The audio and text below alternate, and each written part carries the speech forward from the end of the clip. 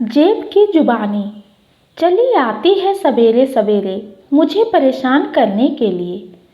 उफ, आपके चिपचिपे हाथों से मैं तंग हूँ।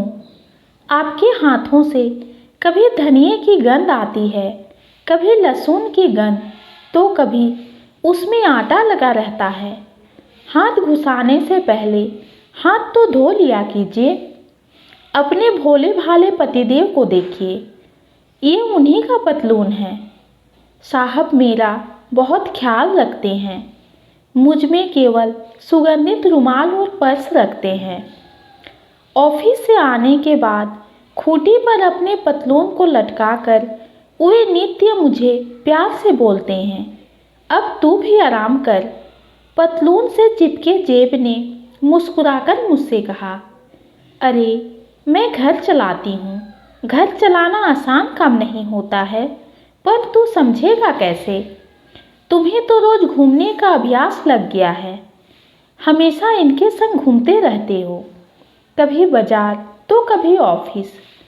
हाँ, आपके इनके साथ मैं मज़े से घूमता हूँ। जेब ने दो टूक हंसकर जवाब दिया, परंतु इनके किसी बात का तुझे जरा भी ख्याल नहीं रहता। कल इनका पर्स किसी ने मार लिया, उस समय भी तुम गुमसुम रह गए। क्या करूं, चाहकर भी कुछ नहीं कर सका। सच कहता हूं, कल मुझे बहुत दुख हुआ था। जैसे ही दुकान से साहब सामान लेने लगे, तभी किसी ने उचकी से उनका पर्स उड़ा लिया और मैं मूक दर्शक की तरह सब देखता रह गया। बेचारे मायूस वापस घर आकर आपको सब बताया, लेकिन आप उन पर बरस पड़ी। नाश्ता देना तो दूर, अपने साहब को चाय के लिए भी नहीं पूछा। बिना चाय पिए वो मूड चेंज करने के लिए घर से बाहर निकल गए और उनके साथ मुंह लटकाए मैं भी।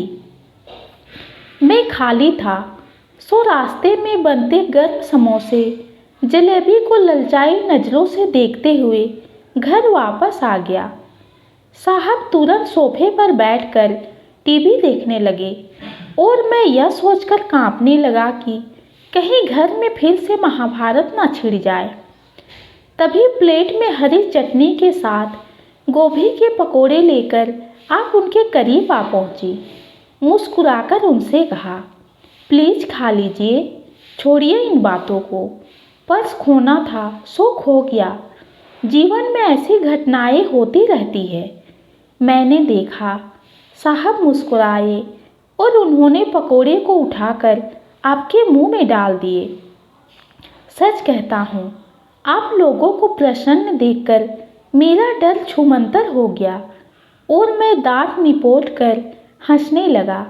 ये छोटी सी कहानी आपको कैसी लगी कमेंट में ज़रूर बताइए। कहानी पसंद आती है तो चैनल को लाइक और सब्सक्राइब कीजिए। कहानी सुनने के लिए आपका बहुत बहुत धन्यवाद।